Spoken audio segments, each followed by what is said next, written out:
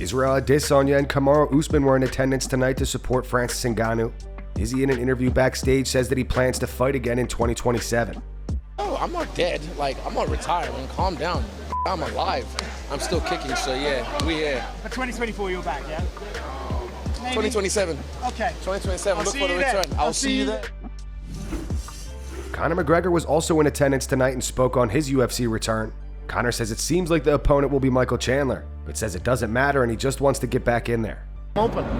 March is earlier than April. I've been kept from my living for almost 3 years now. Understand that? I came through what I came through. I'm sitting on an injury and a loss. You imagine what that. You hear what Alexander Volkanovski said. I relate. You know what I'm saying? Like, I must return to my way of living. This is my job. So it's beyond frustrating. But you know, I just want to get back and get active. I want to become the best me before I call it a day. You know, and for that to happen, for any fighter to be the best they can be, they need consistent competition. So I'm eager for that. You think still Chandler? It's whoever they want. I'll never say no. I just want a date.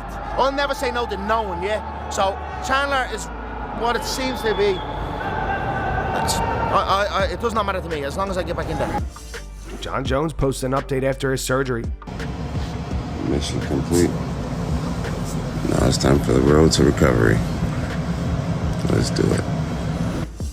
Michael Bisping has been getting some flack on social media this week from the MMA community. If you guys remember, last week Bisping said that Alexander Volkanovski was miles ahead of Islam on the feet. Bisping said that he saw Islam hitting pads prior to UFC 294, and he wasn't turning his hips while throwing kicks. It's not like I don't think Volkanovski can't do it, you know. And then also I'm reminded of when I just saw some footage of Islam hitting the pads and stuff this week. On the feet, he's nowhere near what Volkanovski has. He's not. I saw him hitting and kicking a punch bag, and just like, he doesn't turn his hips over on the kicks and stuff like that because that's not his background. Volkanovski is by far better and slicker. His footwork is incredible. The way he switches stances, the way he understands range, the way he cuts angles after his combinations and all the rest of it. On the most recent episode of the Believe You Me podcast, Bisping responds to people making him eat his words on Twitter after Islam knocked Volk out with a head kick. Talking about getting beat around the bush, I'm getting beat around the bush on Twitter. What'd you do? What'd you do? Well, we spoke, and I said that Islam doesn't turn his hip over, and then people are going, "Oh, look at you, you clown! What a moron!" You know, because obviously Islam finished him with a head kick, and Islam was phenomenal. I mean, it was a short but sweet performance, absolutely incredible. Big respect to Volkanovski for stepping up and giving it a try. It was always a big mountain to climb. It was a tough one to do. I mean, he rolled the dice, he dared to be great. Volk said it wasn't for money. It's not like the setup necessarily worked, right? Because Volkanovski's hands didn't go low. It was just that good of a kick because Volk's hands were still high. But if you see here, it just came above the head, the hand, hit him right on the temple. A beautiful head kick right on the top of the dome. And you see Volkanovski wobbled, hits the canvas, and then Islam was a straight killer, just dived on him. You know, there's a lot of people out there saying there were shots to the back of the head, and he was kind of kneeling on one of his arms or kneeling on his chest whilst he was teeing off. There was nothing illegal about what Islam did, one little bit. Even Big John McCarthy, I follow him on Twitter, and of course a very experienced referee, he was saying the same things. Following the news of Jon Jones getting injured and the fight with Stipe being called off, many fans questioned why the UFC booked Tom Aspinall versus Sergey Pavlovich, and Stipe Miocic wasn't given the opportunity to fight for the interim heavyweight title. Dana White in a recent interview explains why it would be disrespectful to even ask Stipe. Yeah, John called, said that he hurt his shoulder, training and wrestling. And his team thought that, you just need a few days off and you'll be fine and whatever. He felt like something was really wrong. Flew out here, did the MRI, found out what was wrong, and he was super emotional about it, really upset. And we did what we do and flipped it and made another fight. I think the fans are, as excited for that heavyweight fight. How do you think it's going to go? Yeah, that's one of those, if you know, you know. I mean, it's a bad fight with two young studs, and that's going to be a fun one. I think a lot of people want to know if Stipe was offered to fight one of them or if he decided he wanted to wait for Jones. Stipe's not fighting for an interim title. You know what I mean? I wouldn't. So Jones said, I want to fight Stipe. I said, you're fighting Stipe. You have the greatest heavyweight of all time versus the greatest mixed martial artist of all time.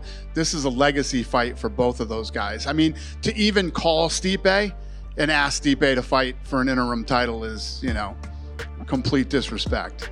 This is a fight for two legends, legacy, two of the greatest to ever do it. Fans want to see it, I want to see it, and they both want to do it. So, yeah. Last question for me. You think maybe that could be the fight to put on UFC 300? Is that kind of the time frame you think? I'm not thinking about anything until I know how John's surgery goes. He's got to have surgery, so got to get through the surgery, see how fast he recovers. He was very, very serious. He's like, I literally want to do the surgery this week.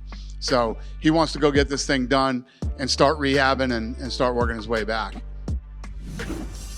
Tyson Fury defeated Francis Ngannou tonight via split decision, and the MMA community is calling it a robbery. Before the decision, Sean Strickland tweeted and knew. Henry Cejudo says the biggest upset in combat sports history. Francis Ngannou just became the lineal world heavyweight boxing champion. Demetrius Johnson says Francis got that fight. Renato Moicano tweeted, now we see how corrupt boxing is if Fury wins. Ariel Helwani tweeted, fight goes the distance. Francis wins in my opinion. This fight and this life, what a freaking legend. Tim Welch says Francis shocks the world. Scariest man on the planet. And Brendan Schaub says before this, all boxing judges score this fight. Francis Ngannou won that fight, regardless of what these salty dinosaur judges tell you. After the decision, Nate Diaz tweeted Tyson Fury lost and the boxing commentary biased AF. Dumb they need to learn how to box. Vitor Belfort says Francis won that fight. That was the biggest mistake the judges did in boxing world. Sean Strickland tweeted this. Ariel Helwani says bull. Francis won that fight. I don't care what anyone says. People's champ, all hell. Renato Moicano says I'm done with boxing, the most corrupt sport. Absolutely bull.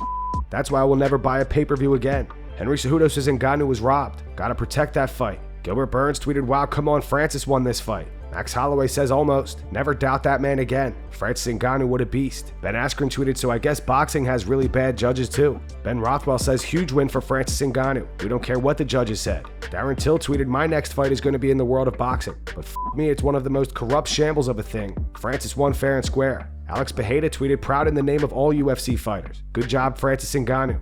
And Aljamain Sterling says, I thought Francis won, but that's boxing for you. And that's going to wrap it up for the news. Thanks for watching. For daily MMA news and content, subscribe to Full Mount MMA and click the bell icon to be notified when we post videos. Here are the 3 top comments from last video. The first one's in reference to Jorge Masvidal saying that he will return to boxing. It's from Ethan Green. It says, if Jorge comes back and wins, it will be the most miraculous comeback ever. The second one's from Ben McReynolds. It says, it's good to hear a clear-minded Conor. That's what we want to hear. Plus, Fury had perfect words for Volk. Dust off this short notice thing. Get back out there and kick some ass. And the final one's from Purple Haze. It says, after seeing what Cody Rhodes went through with a torn pec, I'm honestly glad everything's being done to make sure Jones recovers okay to come back and defend. Those were the 3 top comments from last video. If you want to be featured in the next one, all you have to do is comment down below. And if you missed yesterday's news, click the video on screen right now to get caught up.